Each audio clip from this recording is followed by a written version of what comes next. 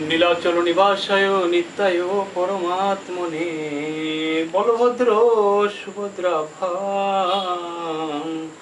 জগন্নাথায় তে নমঃ।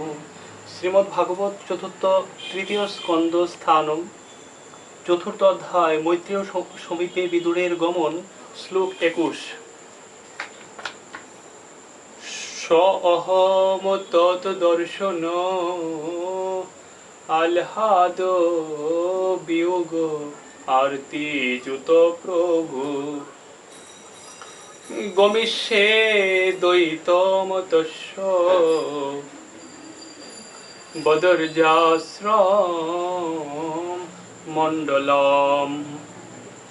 শ্লোক 21। তো স অহম এইভাবে আমি তত তার দর্শন আহ্লাদ আনন্দ বিয়োগ বিহীন আরতিযুত ক্লেশাভিভূত প্রভু হে প্রভু গমিষ্যে গমন করব দ্বৈতম এইভাবে উপবিষ্ট হয়ে তস্য তার বদর্যাশ্রম হিমালয়ে বদরিকা আশ্রমে মণ্ডলম সঙ্গ। অনুবাদ।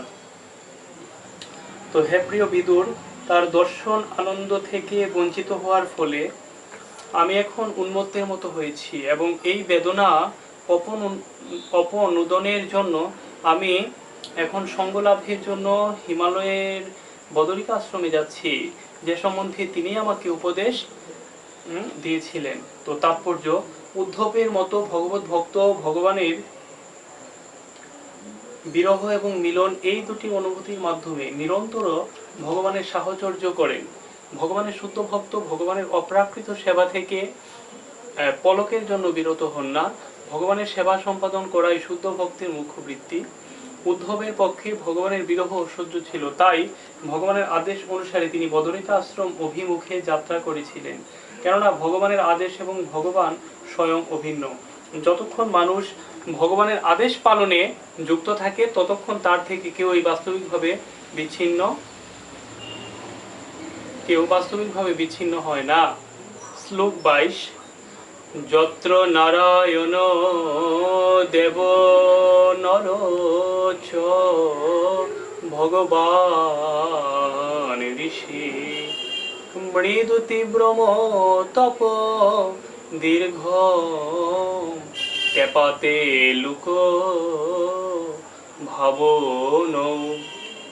যত্র যেখানে নারায়ণ পরমেশ্বর ভগবান দেব অবতারের দ্বারা নর ও ভগবান ঋষি মহর্ষি মৃদু প্রত্যেকের প্রতি কোমল তীব্রম কঠোর তপস্যা দীর্ঘকালীন তেপাতে অনুষ্ঠান করে লোক ভাবন সমস্ত জীবের কল্যাণের জন্য। অনুবাদ।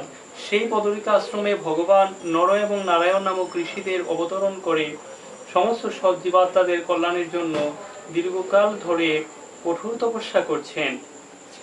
তো তাৎপর্য, নরনারায়ণ ঋষিদের ধাম হিমালয়ের বদরিকা আশ্রম হিন্দুদের এক মহাতীর্থস্থান।